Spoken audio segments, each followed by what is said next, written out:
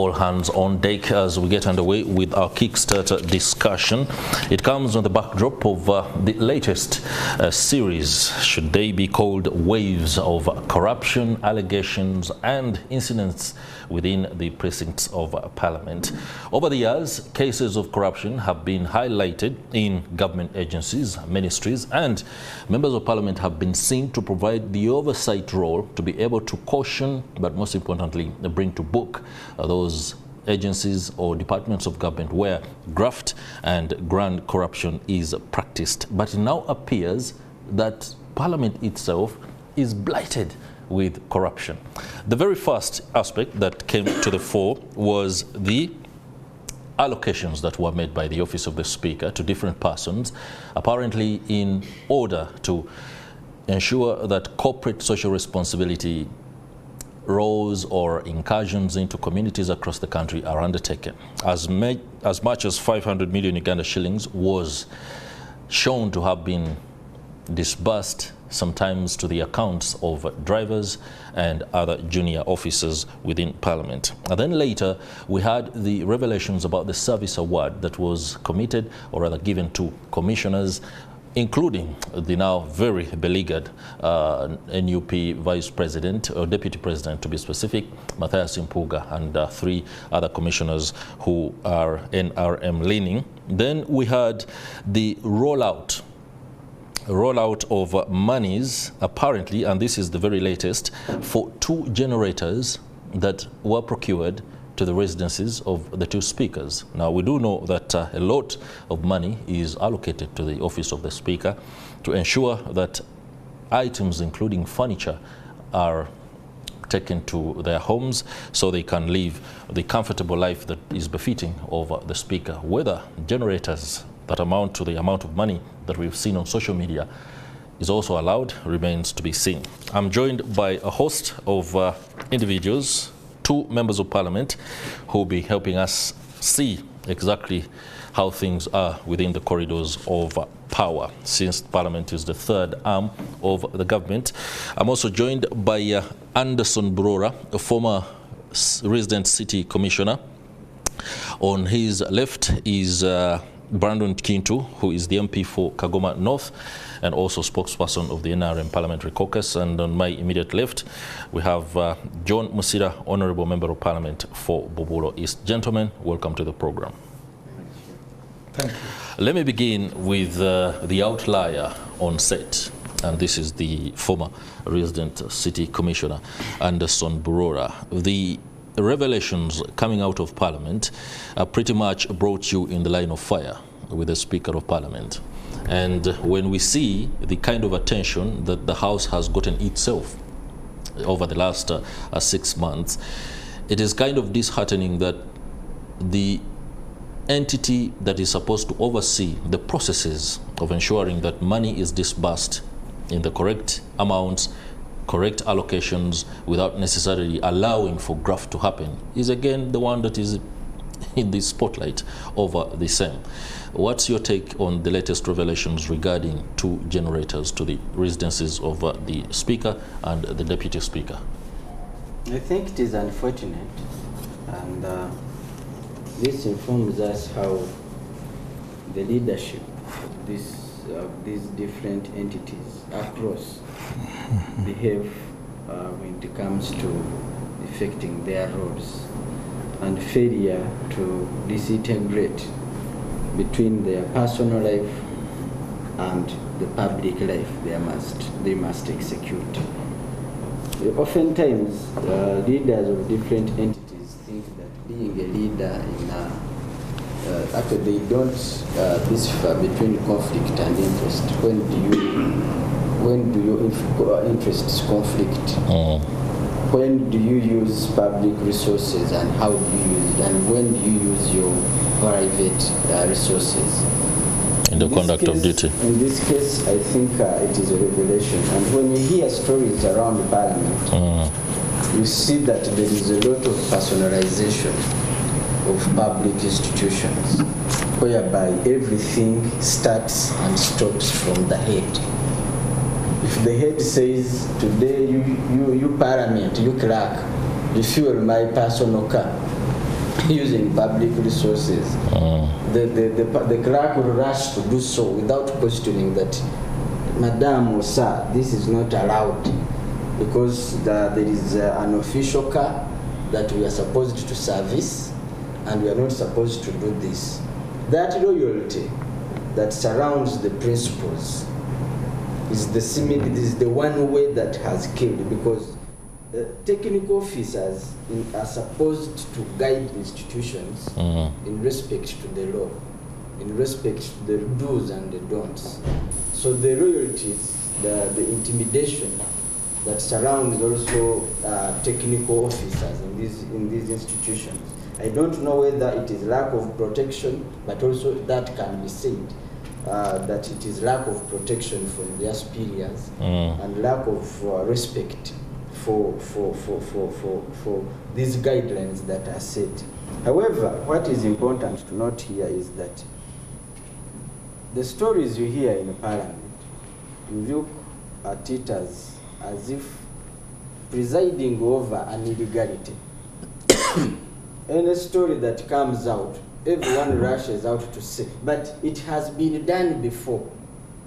So we are not doing something new. Whether it has been wrong, whether the practice itself is not right, one claims or rushes to say it has been done before. That is how we have been doing. But there is how you are supposed to work. There is what you are supposed to follow. Why would you rush to say, like the service hours, one would rush to say that, but it was passed in the budget. The issue is not passing. You see, even in the law, there is what they call the spirit, the motive, under which something was done. For example, if you look at the money of the generators, if you look at the money of installing electrical wires and solar lights in the compounds of the speaker, the time it was passed, it is the same time the service hours were being passed. Around the same time. So wouldn't one rush to say that maybe these ones saw their principal trying to take away something, and they said, but why are you not considering us? Why are we not in the picture? In the first instance, how would you have a quorum of 5 people sitting without others? If you look at the attendance of the service hours. So there's so many illegalities. Actually, right now, should be informing us of where did we go wrong? What happened? What is the missing link? Okay. How come that so many things are happening at the same time, using the same procedures? Isn't there something that we need to look at that we have not been paying attention to? And this can only happen if our brothers here also become sober in Parliament to question some of these things. We are glad. And rushing to defend them. You see, an institution, and you who work in, no, you are not supposed to be bigger than an institution. An institution is always bigger. So when anything comes and it taints the institution, that one should be defended honestly, other than looking at what taints the individual. Okay. Because the individual comes, the individual goes. The legacy of the institution is where all of us, even my brother, when Honorable Kintu leaves, he will remain a honorable member, a former member that is of Parliament. So if that house has no honor, has no legacy, has no trust in the public, you also now start shying away from being attached to it. Okay. So in this, I think what is important is at this particular moment, at this critical moment, can all of us stop where we are? Concentrate, listen carefully from all corners and find out what is wrong. All right. What is taking place? Mr. Burora, how do we correct it? Allow us now engage the honorable members of Parliament. Listening to Mr. Anderson Burora, honorables, I'm sure you may agree with some of the submissions that he has made. You may disagree with maybe the spirit in which some of them have been made. But what is clear is that the 11th Parliament now finds itself in a very uncomfortable position of a legacy of graft unseen in any other house that we have been able to cover, especially from the point of view of the journalists. Another will say it is simply because you did not get the information that perhaps some of those things were happening in previous parliaments. But let's deal with the facts on the ground right now. The latest aspect that might be embroiled in graft, alleged corruption, is the purchase. And the Solicitor General has written to the Clerk of Parliament seeking the legal advice and to clarify exactly how this was done, the procurement, but most importantly, the bidding and award of contract for the purchase of one of the items costs a staggering 532 million Uganda shillings. We do know that members of parliament and speakers for that matter receive a certain stipend to ensure that their life is up to par with their stature. Are these generators part of those pecs, Honorable Musila? Nataka niseme tena karibu asubuhi hii njema. Mr. Higenyi, I do not know what the history of parliament, the legislative history you have delved into. Possible about 4 parliaments before, or rather including even this one. To some extent, to me, we have come down with an iron hammer over the 11th parliament. But secondly, we have also come with, I don't know whether it's a sledgehammer or anything like that, on the person of the Right Honorable Speaker as an individual. As an individual. As an individual. That's not right. To me, that's not right.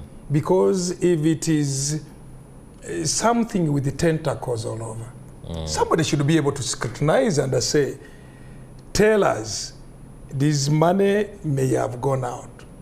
What about those accounting officers? Nobody comes into picture. Only one individual. Only one individual, Right Honorable Speaker. Right Honorable Speaker. We go into public life and the parliament and the politics especially. And I've ever given you, Mr. Higenyi, 4 principles you expect to get out of politics at the end of it, the tail end of it. 1, you may get out very rich, and that's what everybody would expect to get. 2, you can come out extremely very poor, and I want you to go for those who were in parliament or in public life and what they are today. I am happy that at my formative years, O-level and A-level, I was reading literature, and there is one book by John Musila, The Burdens. I think it has impacted on me heavily. Now down the road up to 60 years, I still recall what it was and what it impacted on me about 30 or so years ago. Now the other issue is prison. The other principle is prison.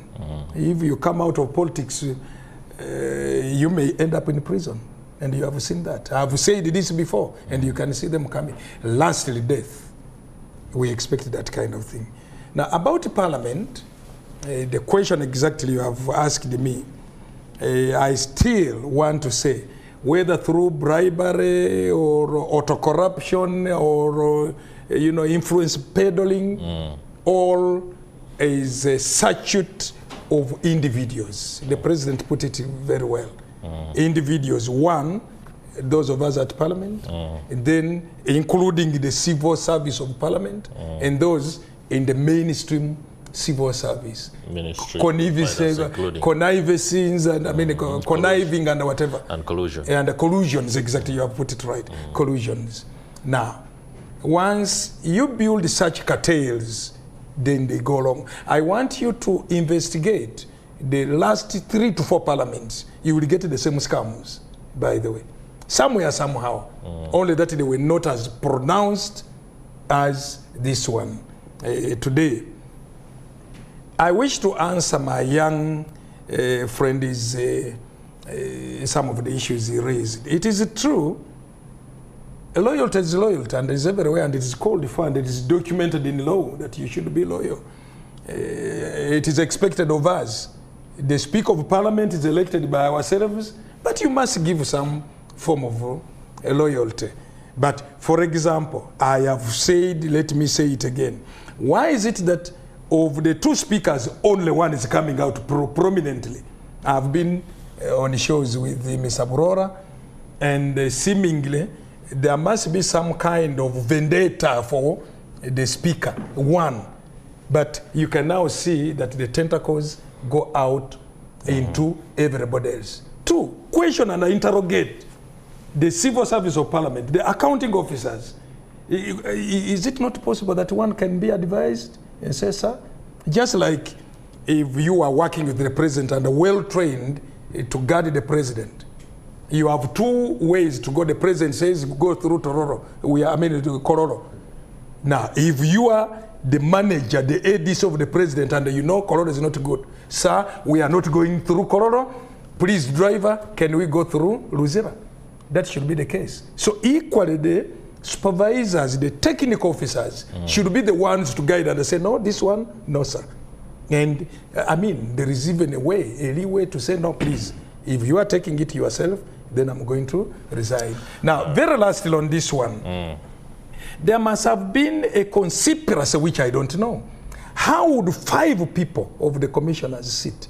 Where was the minister? Where was the prime minister? Where were others? There must have been conspicuously some kind of conspiracy. Secondly, yes, being a chair, I've ever been a chair, and several possible I'm also a chair. You don't take the MasterCard of decisions. It is the other people. You only preside over. So if somebody comes out and they say, should be the speaker, no. The whole racket is of the all racketeers. In any case, people who were there were even and are still more senior than the Speaker of Parliament. Senior in terms of public affairs, of Parliament, and longevity within longevity, and some of them lawyers. They should have seen, and without naming names here, they should have seen something coming. Thank you very much, Honorable Musila. By the way, I signed censure motion. Censure motion. Yes, I signed. I was among the first to sign. Accountability. Oh yes, not accountability. I believe if it is not a crime, then it is immoral. It is immoral. Two things: whether something is a crime or it is an immorality. All right. That is it. Honorable Kintu, the submissions by the 2 other panelists are very emotive, but I do know that you see it from a very good vantage point, and you do know the workings of Parliament. Please do help us and delve into the standing orders, if you can, of the Clerk of Parliament and any other person, including the accounting officers within Parliament. Honorable Musila suggests that before we go for officers or top officials, including the Speaker, we should be able to pin the accounting officers who look at the request for disbursement of money and go ahead and do what? And allow that to happen. We as journalists and the general public that is watching might not understand why an accounting officer, qualified, well-trained, well-enumerated, is unable to say, no, this is not going to happen. This kind of money is not supposed to be disbursed within these modalities. We are not going to do so, or if we must, can you reconfigure the whole process? Is it a scenario that is even possible when the Speaker says, I want this kind of money, and then the accounting officer begins to come about with how qualified they are? Thank you. The Rotary Club has a motto, service beyond self. If you go deep and reflect on that motto, I think we'll have a better Uganda. And then the other challenge we have into our systems and institutions is that political leaders tend to take up the positions. I'll give you an example. If you have a councillor, let's go to the district level. He was the chairman, Rasta here, he knows. A councillor will come and want to take over the duties of a town planner. The town planner is going to school and he knows. And there is this local tendency, especially in Usoga, where technical people call politicians as their boss. Yes, my boss, yes, my boss. So these politicians will override. We see that at different levels. Let's look at our ministries. Sometimes A technical man is called and then he answers, I was instructed by the minister. So I agree with the Honorable Musila that the technical people should pull up their success as well. You've just given the example of the clerk and the rest of these other bigger institutions. Now, the parliament has a political head, who is the speaker. And probably, I don't know where it lies, if we could revisit and see how do we change. Because all these people are using their offices with the powers vested to them. And some of these instructions or laws where they hide or do, they will tell you this is how it has been. I've not changed anything. So as citizens, as Ugandans, we need probably those who are concerned, if it's me and Musila, as we look at some amendments and all those things, the rules we do, we look at such serious things. And then the other thing, when you come to my speaker and the office of the Prime Minister, initially, let's look at the Prime Minister. We never knew that this office had some resources to reach out to the people. You could only know there is a gentleman like Chris who puts on his tie. Even seeing him is quite very complex, besides the TV and a few functions of government that is being delegated to. When you look at the office of the Speaker, we did not know this kind of social corporate responsibility. But now these entrants and actors also come with their mode of work. They want to bring it closer, they give out donations, and then society benefits. Meanwhile, there are so many other actors that will look at it differently. So the political actors who are having these offices also act differently in the environment. What can we do as citizens? I know this parliament is very close, and rightly, if you look at Burora's t-shirt, demonstrates the message, a very strong one. So people are rightly free to express. By the way, for purposes of clarity, Burora is wearing a t-shirt that has the parliament is a crime scene emblazoned on it, and it has NRM IR. That means IR is a pressure group within the National Resistance Movement. Continue. So such indications, this is what we call pressure from the below. This is people's parliament. Yeah. The Buroras and the rest wake up very early morning. They grant support and vote, encourage people to vote for these members of the party and the rest of. So it's also their mandate to push what is pushing. You called him from RDC. In the Catholic Church, once you ordained a priest, you were a priest. So he's very ordained, and he's still carrying on his responsibilities. If we would have the many of the Buroras and the rest, we will try to change the face. Because if you say this parliament is degenerating, you contribute to that as a citizen because you voted for these people. As we do oversight, our voters also doing oversight on us. This is what Burora is doing. If I read this t-shirt and I'm here with him, I know he's a morally upright young man, I'll change, I'll go and reflect.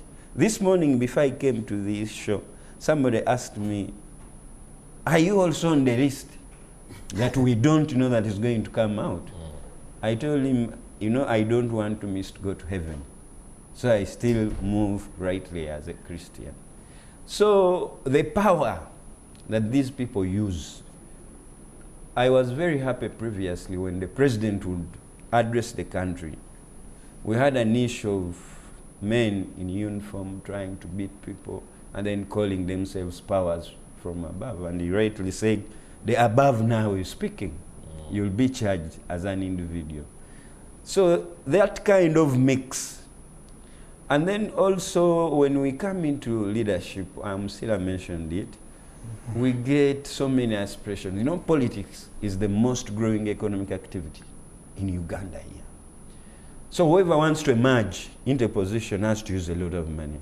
Our voters, like in Busoga, they will even sing for you songs about birds that said, if you give, I'll give you. You'll question, where did this guy find this bird that they had a discussion? So you go into places with a moral decay already from the start. You've been corrupted, you have been corrupting. They'll even tell you, don't tell us your programs. We know what you want, you know what we want.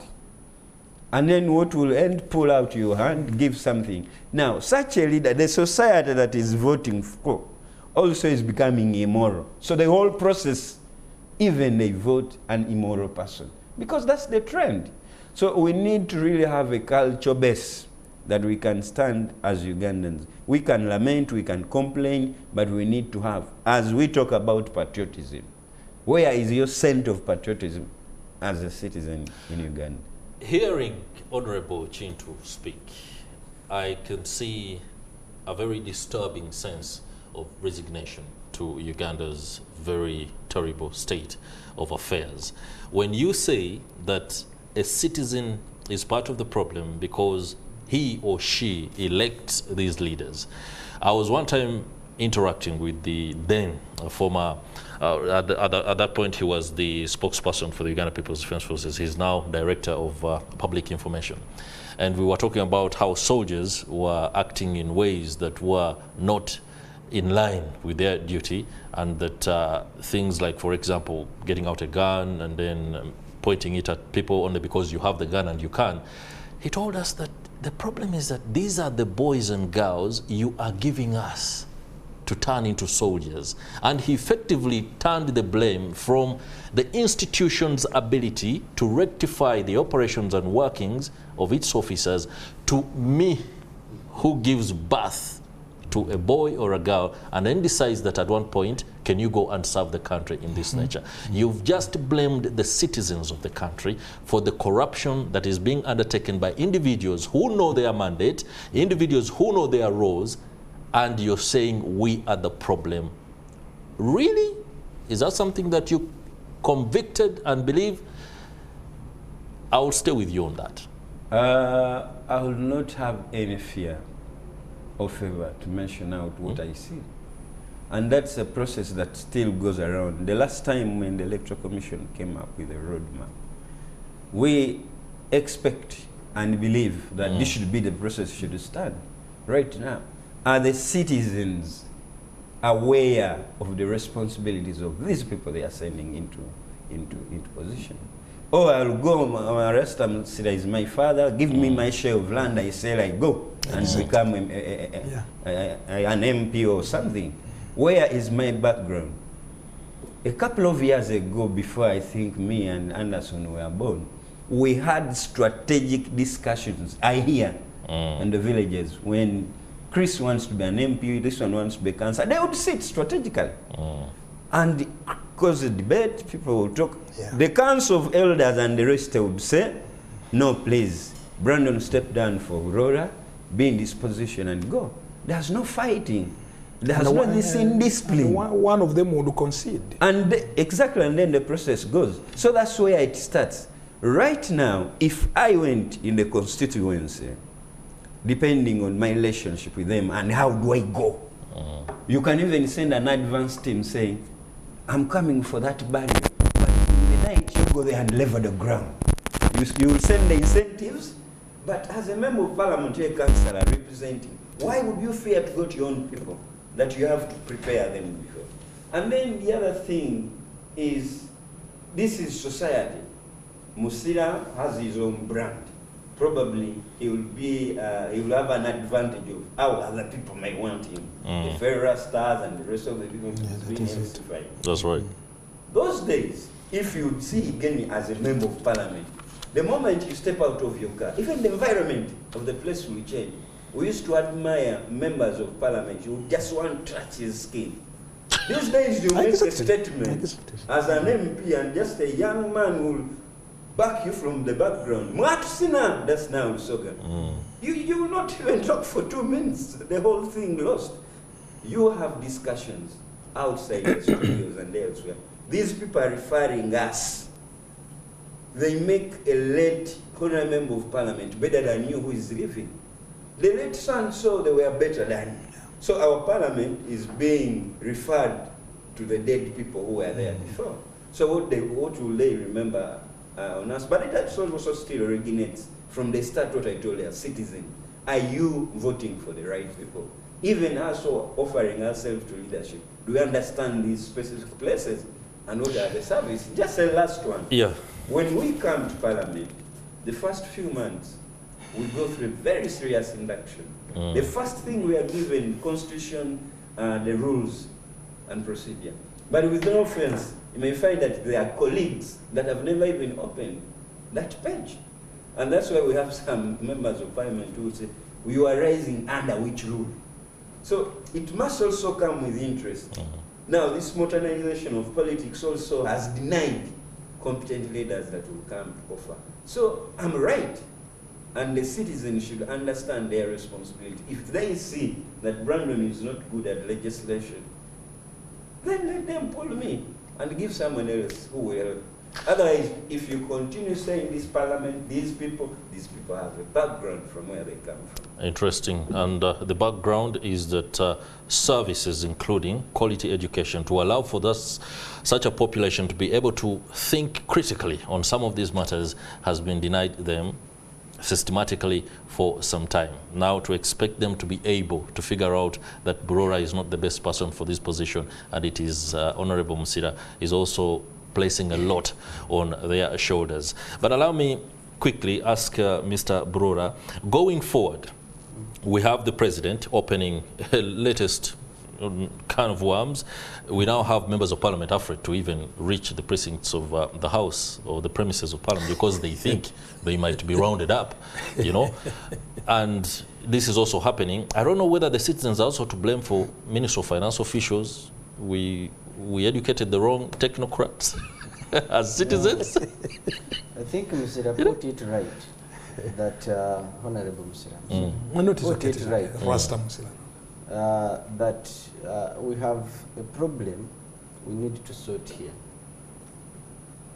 Cartels within systems very dangerous.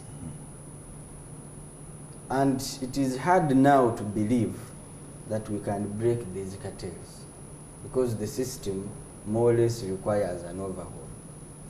You'll find the technocrat A has been in the system for like 20 years. He's just been rotating around.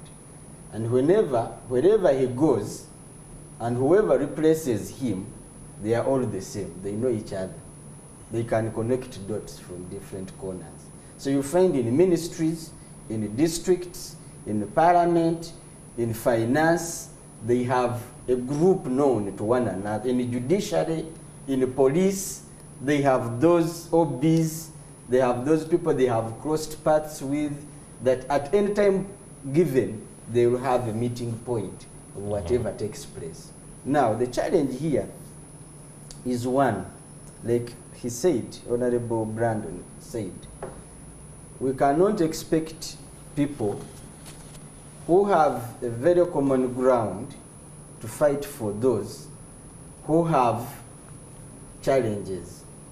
What is disturbing in this country, and actually why we cannot vote rightly, where we need more of an autocratic hand, not to come and regulate and actually rule over people, but to come and curtail on the challenges that are keeping everyone behind.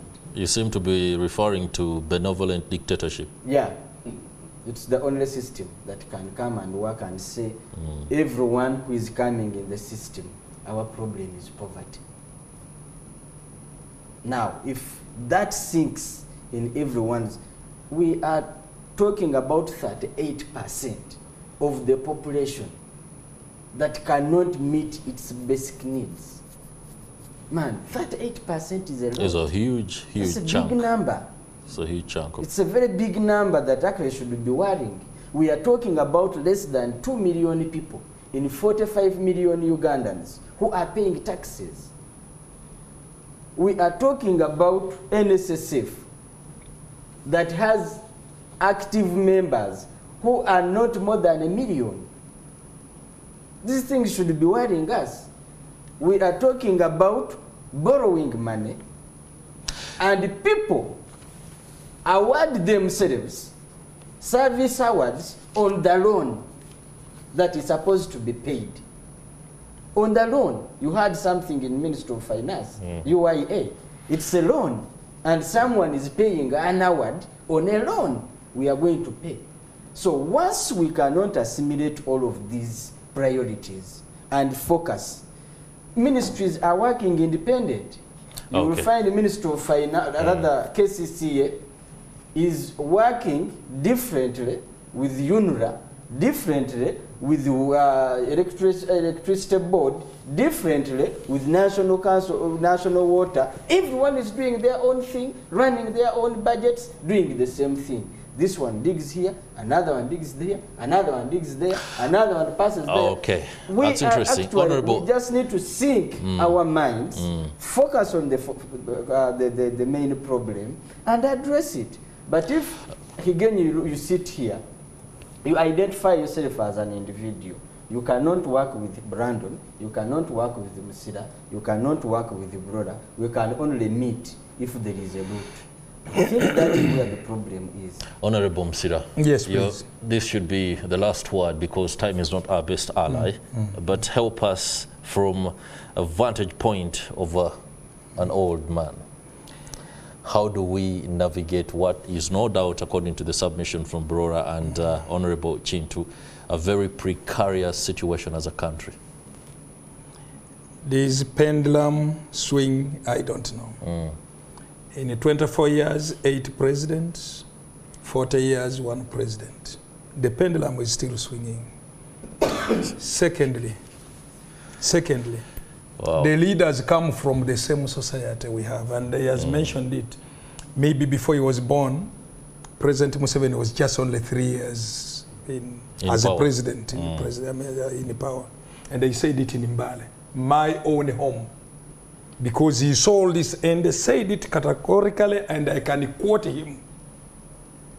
This country needs a benevolent leader. He said it in Mbale, 1988, in the month of August, by the way.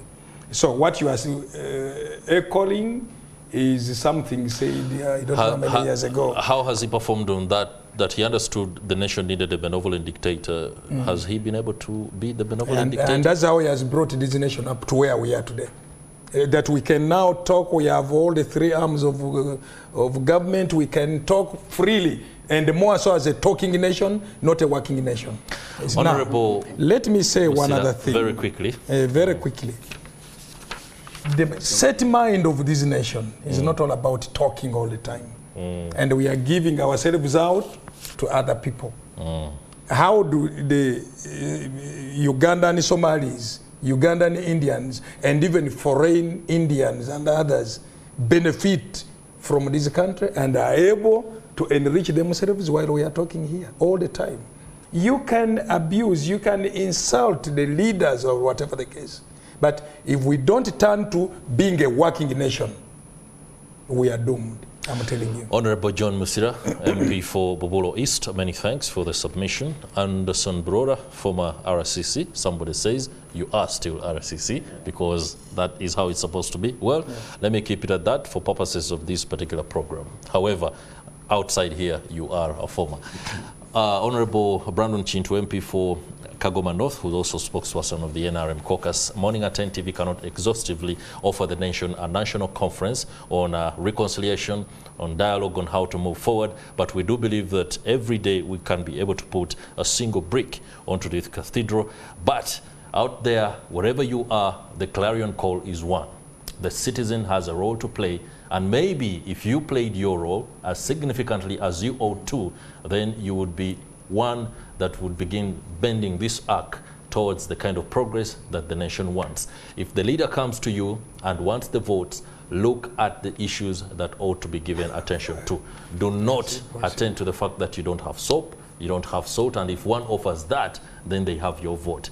MPs, technocrats are thinking you have caused this particular problem for the nation. So take it on and be able to solve this problem ahead of 2026. That will do it for Morning at NTV. The conversation will continue behind the scenes.